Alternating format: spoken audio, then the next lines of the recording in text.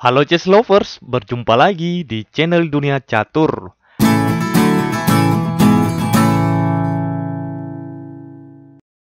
Video ini adalah ulasan partai catur Grandmaster Magnus Carlsen versus Grandmaster Alireza Firoza ronde ke-9.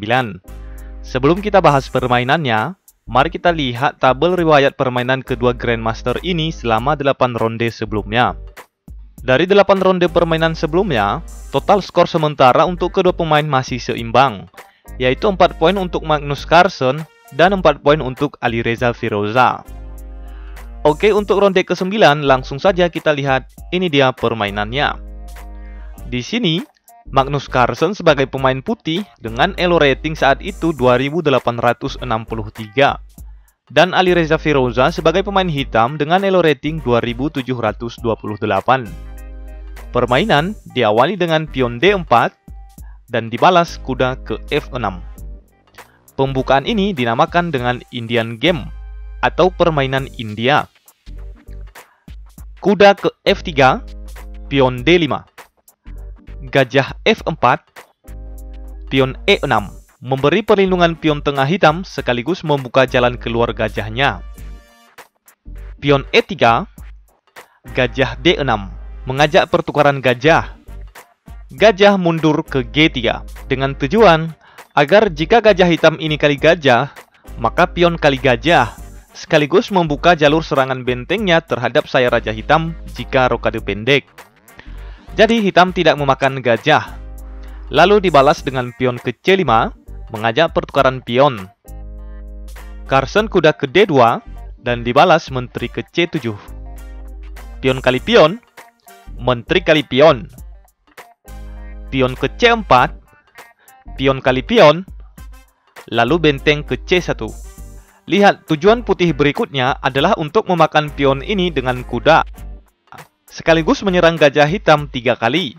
Dengan posisi menteri akan di-discover attack oleh benteng. Jadi di sini Alireza memakan gajah dan dibalas pion kali gajah. Hitam rokade pendek, lalu gajah kali pion.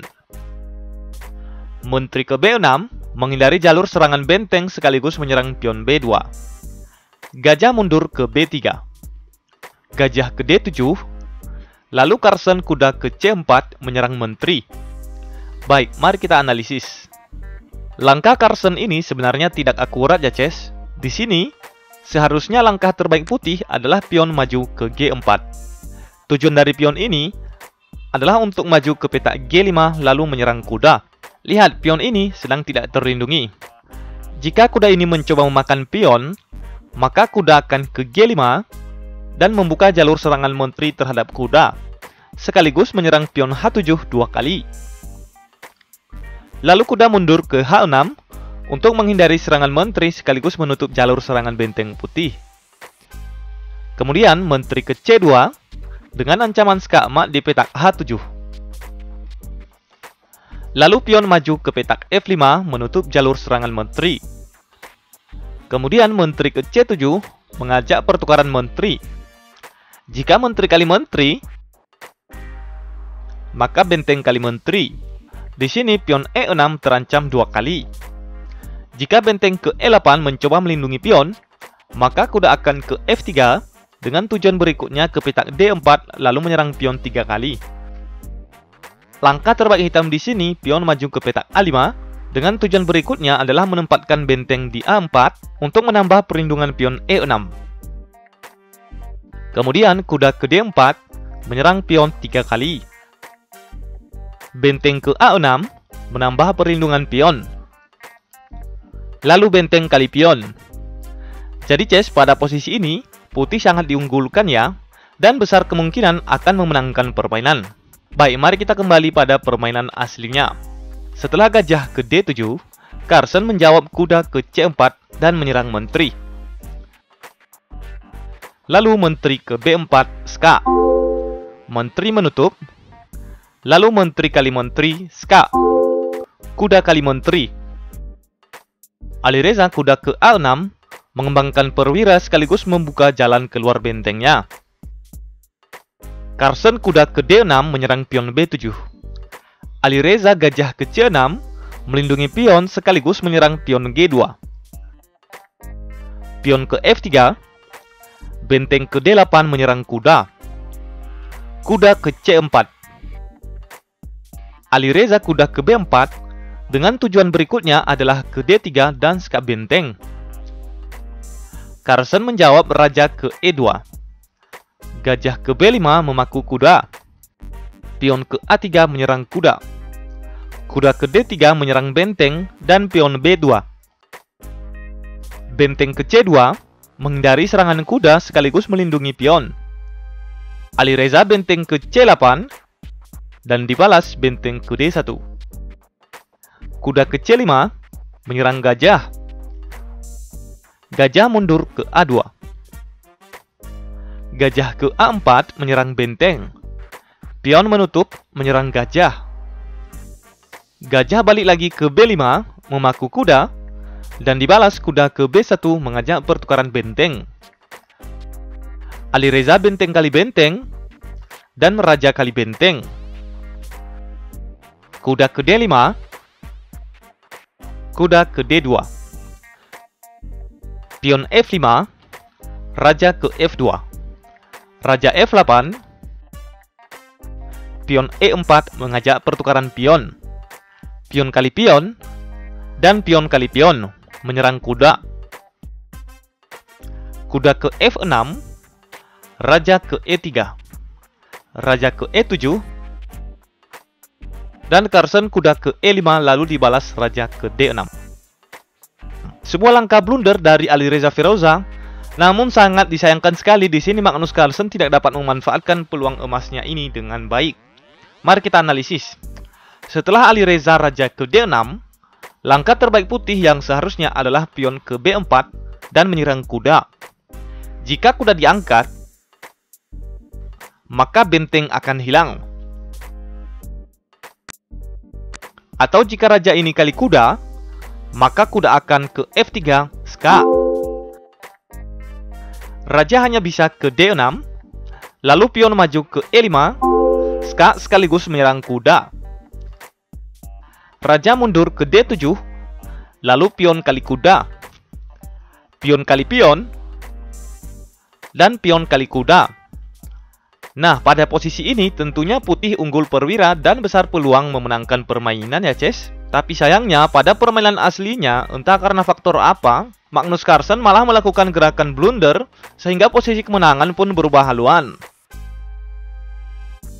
Setelah Alireza raja ke D6, Carlsen lebih memilih kuda ke F3 untuk melindungi kudanya dari serangan raja hitam.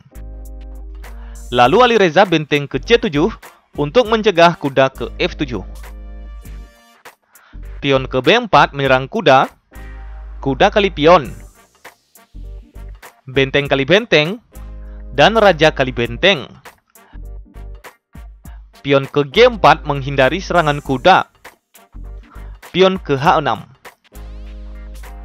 Gajah kali pion, raja ke D6 mengancam gajah, gajah ke F5. Kuda ke C3, kuda ke F7 ska,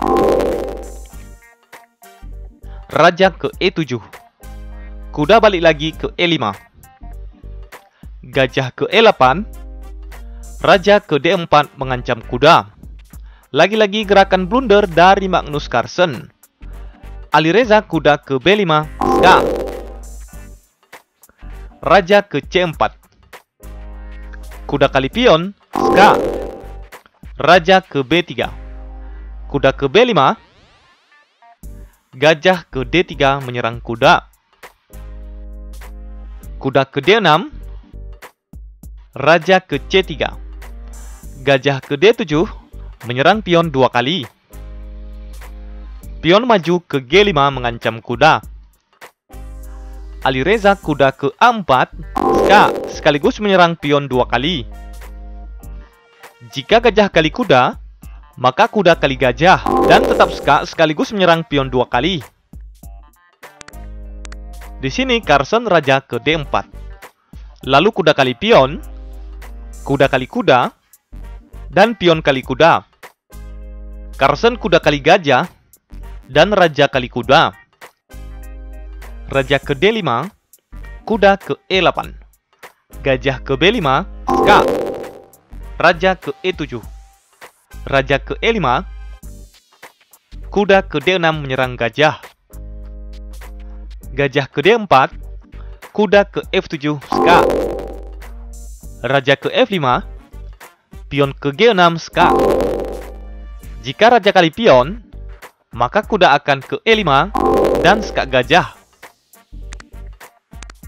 Jadi Carson raja ke E4, raja ke E6, raja ke D4, kuda ke E5, gajah ke E4 menyerang pion.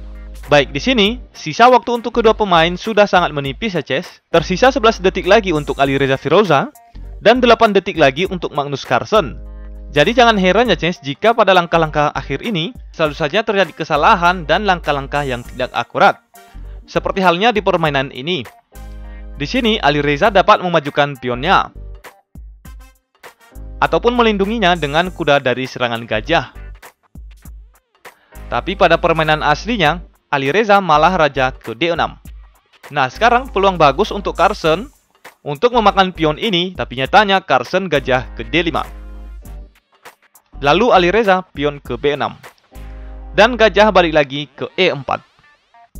Kuda ke D7, pion ke B5. Kuda ke E5, gajah ke C2. Kuda ke D7, gajah kali pion.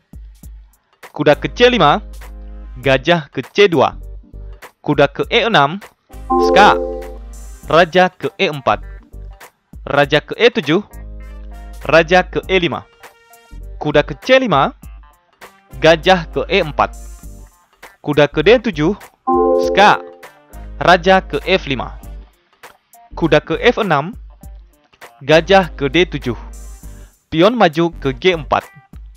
Pion ke G3, kuda ke G8, raja ke G5. Kuda ke F6, raja ke F5. Raja ke F7, dan Magnus Carlsen kehabisan waktu. Jadi, Ces, inti dari permainan akhir ini sebagai bahan pembelajaran juga buat kita semua.